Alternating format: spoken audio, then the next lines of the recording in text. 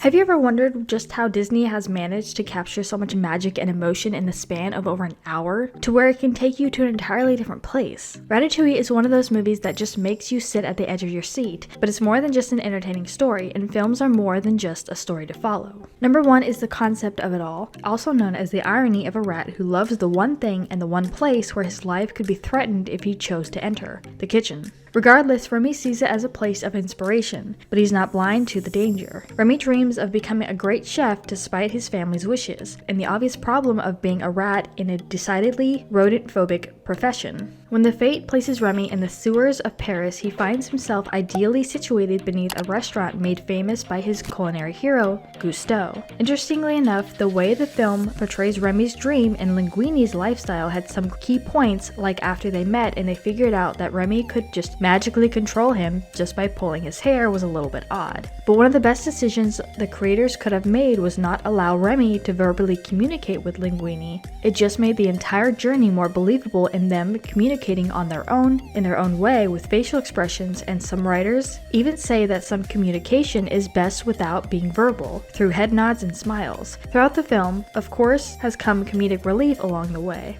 The theme with any film comes with a question and an answer as well as a life lesson, easily the most recognizable theme of the film. The idea that permission is not something to be granted dictates the issues faced by everyone, of course being said multiple times within the film. In the past, I have made no secret of my disdain for Chef Gusteau's famous motto, "Anyone can cook."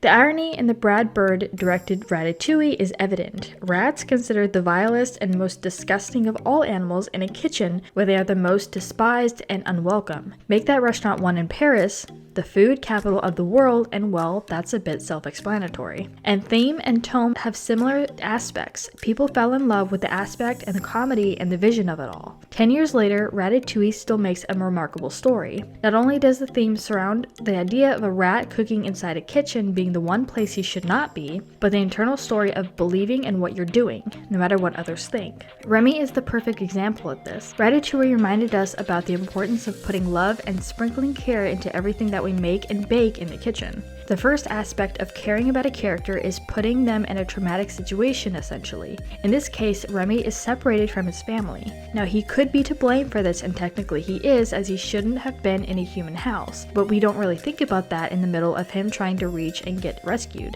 We have an understanding, however, because his behavior can be relatable or familiar. He knows the risks but goes anyway. However, he is careful and coordinates his moves, going into a house that he has studied and knows the other person's next move. Here we can transition to the obstacles that are in the story that get in Remy's way. For one, himself. Meaning he loves cooking, and not only is his father attempting to protect him and stand in his way, but he is not allowed in the kitchen, and last I knew, they don't make little kitchens for rats to practice.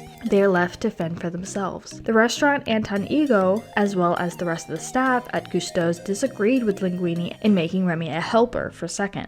Number 3. Remy was able to make his dream come true and be hidden, but then Linguini started to disagree with him. This brings us to the fourth conflict, which is the lack of communication between Linguini and Remy. This is the obvious turning point halfway through the first half of the second act. It also suitably emphasizes what's at stake for the characters. Studying films over the years, I've heard from creators that the more white space on the page, the better. This means that the more dialogue, the better. Reading from the actual script of the story, there are numerous lines that can not only be memorable from anyone can cook, to not everyone can be a great artist, but a great artist can come from anywhere. On page 5 of the script, you read the dialogue between Remy and his father about his interest in food, with it ending with, "They continue to quarrel. It's clear that this is an old argument." This is another thing that can be relatable in the sense between parents and children with strong differences. The parent is protective as usual, but the child has an interest and passion in something that seems harmful to the other viewer. Remy is fascinated not only to cooking but by one particular person, Gusteau, to which he wants to follow in his footsteps. Which one is a chef? That guy. Very good. The conversations between Gusteau and Remy is a unique one, being an illustration and illusion in his head, but he is encouraging to Remy to follow his dreams. This would be his subconscious and imagining communicating with the one person he wanted to meet most out of everybody. After he knew about his death, his subconscious created the illusion of being able to communicate to him one-on-one. This was a great tactic in creating another storyline within and still being able to see Remy speak with his idol and what he would have said to him. Next, we can move on to the intention and obstacle. The intention that Remy has is, of course, to cook in whatever way possible, and he is introduced to the restaurant. The obstacle being not only how small he is, but being the one animal that would prevent his dreams from happening. We fell in love with the believability that the creators put into this film and Remy and Linguini being introduced to each other. The main conflict and crisis within the story comes from Remy, choosing his dream over his family, but there are more than just one conflict. This coming from the critic and Skinner being the stereotypical boss who takes advantage of his co-workers. However, we fell in love with that and following Remy and Linguini as we saw they trusted each other, even when times got tough and conflict started to arise between even them. Putting a character in one situation that you wouldn't think would work, did. The fact that someone would even think about that kind of concept is honestly mind-blowing when you think about it, because of the questions that follow it. How would it work, and if it's even possible? We all know Pixar's motto and structure when it comes to their films. I've learned early on that there is a very specific structure they go by, so precise in fact that they made TV shows and movies based on the secret sauce when it comes to the plot.